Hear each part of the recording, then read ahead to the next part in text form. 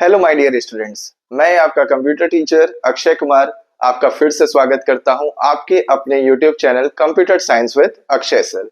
तो जैसा कि पिछले वीडियो में हम लोगों ने डिस्कस किया था यूनिट 1 के बारे में कि डीबीएमएस को, जो डीबीएमएस का आपका टॉपिक है, उसको सीबीएसई ने 4 यूनिट्स में बांट के रखा है। तो हम वन बाय वन एक एक यूनिट को कवर करेंगे।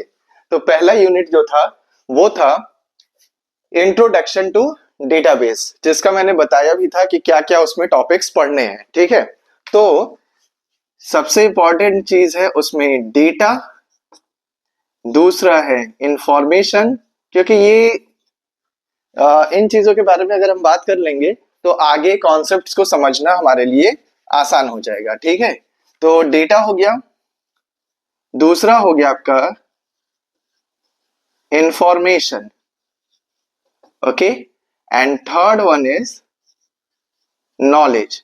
हमेशा मैं इसकी बात करता हूं, है ना, कि डेटा क्या है, इंफॉर्मेशन क्या है और नॉलेज क्या है, और इन तीनों में डिफरेंस क्या है। ठीक है, तो इसी को डिस्कस करते हैं कि डेटा क्या है और बाकी दो चीजों से उसका रिलेशन क्या है। जनरली तो हम वर्ड यूज कर लेते हैं डेटा। ओके, ये सारी चीजें जो है काम की हैं, ये यूनिट थ्योरी का है, लेकिन जब आपको वाइवा में पूछा जाएगा, भाई वो 30 नंबर भी तो आपके काम के हैं। वाइवा में जब आपसे क्वेश्चंस पूछे जाएंगे तो फिर इसी से पूछे जाएंगे। कोडिंग तो पूछी ही जाएगी, लेकिन इससे अगर कोई क्वेश्चन पूछा गया तो आप तो गायब हो जाओगे। ओके, तो इसको मैंने लिख लिया है, आप इसको थोड़ा सा समझ लो या तो पहले एसएस ले लो। ठीक है, तो सिलेबस में तो सिर्फ दिया है डेटा, क्योंकि जनरली हम क्या वर्ड यूज कर लेते हैं, डेटा वर्ड यूज कर लेते हैं, है ना। लेकिन डेटा का मतलब ये दोनों भी होता है, इंफॉर्मेशन भी और नॉलेज भी। तो इसमें डिफरेंस समझना जरूरी है। हमेशा समटाइम्स क्या होता है कि ये क्वेश्चन पूछा जाता है वाइवा में, हम चुपचाप रहते हैं, पूरा एसक्यूएल का कोडिंग करके बैठे हुए हैं और बेसिक डिफरेंस नहीं बता पाते कि इंफॉर्मेशन और नॉलेज में क्या डिफरेंस है। ठीक है, तो डेटा का मतलब हो गया raw facts and figures. Raw facts and figures मतलब कि जिनका कोई मतलब नहीं है, जैसे कि मैंने लिखा 45 या फिर मैं लिख रहा हूं 12/12/2025। ठीक है, यार लग रहा है कि ये डेट है या ये 45, लेकिन इसका कोई, ये अकेले है ना, इसका कोई मीनिंग नहीं बन रहा है। मैंने लिख दिया वी या फिर लिख दिया ए, इसका कोई मतलब नहीं बन रहा है। तो यानी कि जो रॉ फैक्ट्स एंड फिगर्स हैं, जिनका कोई मीनिंग नहीं बनता, उनको हम कहते हैं डेटा।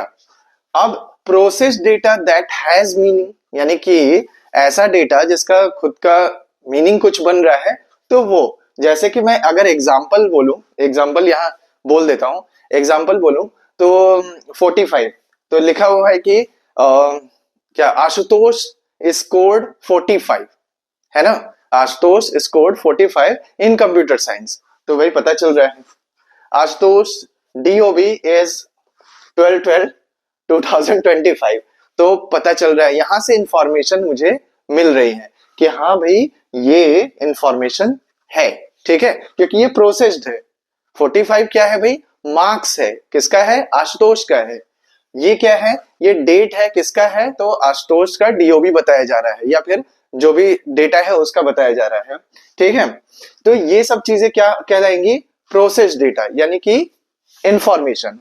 अब नॉलेज आते हैं कि नॉलेज क्या है।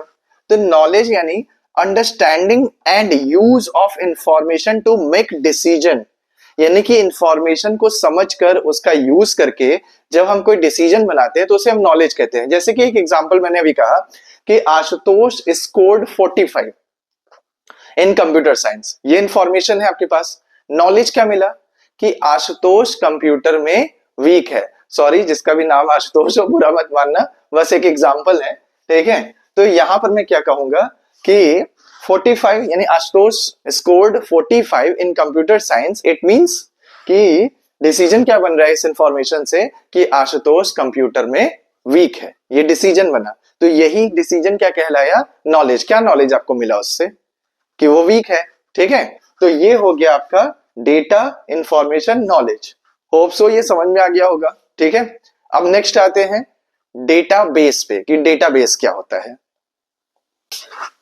हाँ, तो ये 3 टॉपिक जो है जरूरी है आपके लिए समझना, उसको समझ लीजिए। और इस वीडियो का यही आखिरी रहेगा। उसके बाद नेक्स्ट वीडियो में और हम समझेंगे कि डेटाबेस और उसके टाइप्स क्या होते हैं। ठीक है, तो डेटाबेस पहले समझ लेते हैं कि database it is an organised collection of interrelated data.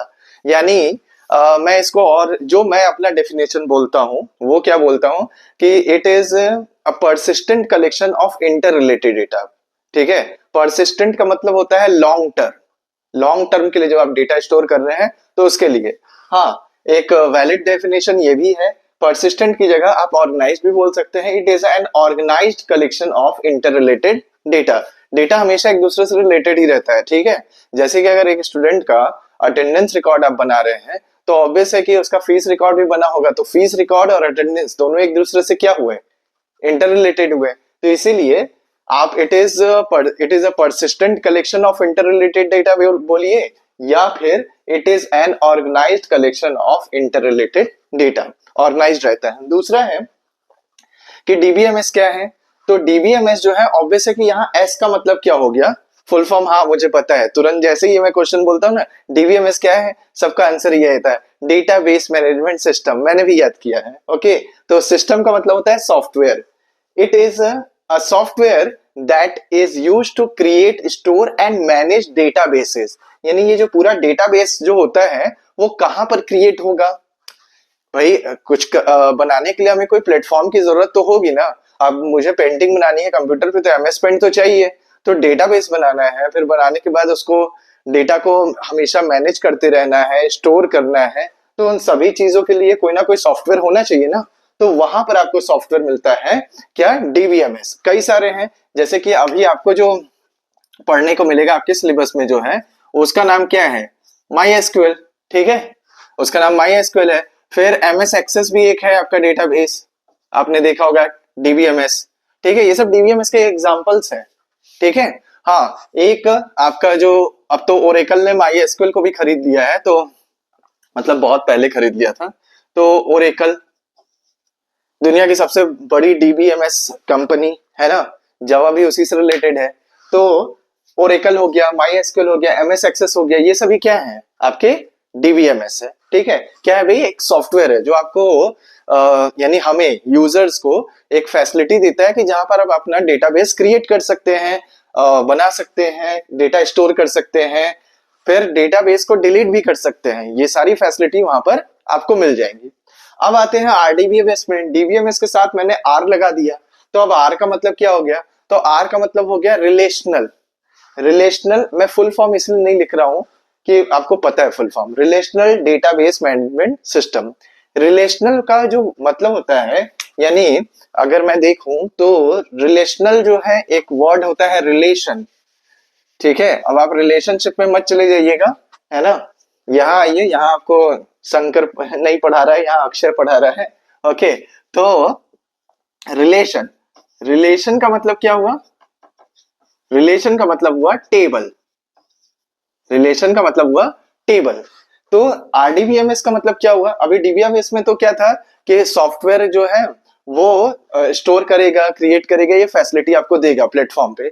लेकिन आरडीबीएमएस एक ऐसा सॉफ्टवेयर होगा जो कि आपके डेटा को टेबल के फॉर्म में स्टोर करेगा, यानी रो एंड कॉलम के फॉर्म में स्टोर करेगा। ओके, ये ऐसे ही नहीं रहेगा, वो आपको रो एंड कॉलम के फॉर्म में डेटा स्टोर करके देगा। और बाकी जो डीबीएमएस है, इसलिए मैंने बोला ना कि डेटाबेस के कुछ टाइप्स भी होंगे, हर टाइप के लिए अलग अलग डीबीएमएस बनेगा ना, तो ये हर टाइप के लिए आपको एक अलग सॉफ्टवेयर की जरूरत पड़ेगी, क्योंकि उसके स्टोर करने का तरीका डिफरेंट होगा। ठीक है, तो और आरडीबीएमएस में जो कि डीबीएमएस का ही एक टाइप है, तो उसमें स्टोर करने का तरीका क्या है, in the form of relation, यानी कि in the form of table. Okay, और जनरली हम जो यूज करते हैं, जो जैसे मैंने लिखा माई एसक्यूएल, ओरेकल, वो आरडीबीएमएस ही है आपका। ठीक है, तो यहां पर हम लोगों ने जाना कि डेटा क्या होता है, इंफॉर्मेशन क्या होती है, नॉलेज क्या होता है, डेटाबेस क्या है, डीबीएमएस क्या है और आरडीबीएमएस। नेक्स्ट वीडियो में हम जानेंगे कि डेटाबेस और उसके टाइप्स क्या हैं, फिर फाइल सिस्टम से हमारा जो है क्या रिलेशन है, और डीबीएमएस के कैरेक्टरिस्टिक्स, एडवांटेजेस, डिसएडवांटेजेस, ये जानेंगे। ठीक है, ये यूनिट ज्यादा लंबा जाने वाला नहीं है, 3 वीडियो में खत्म हो जाएगा। पेशेंस बना के रखिएगा। Okay, thank you so much.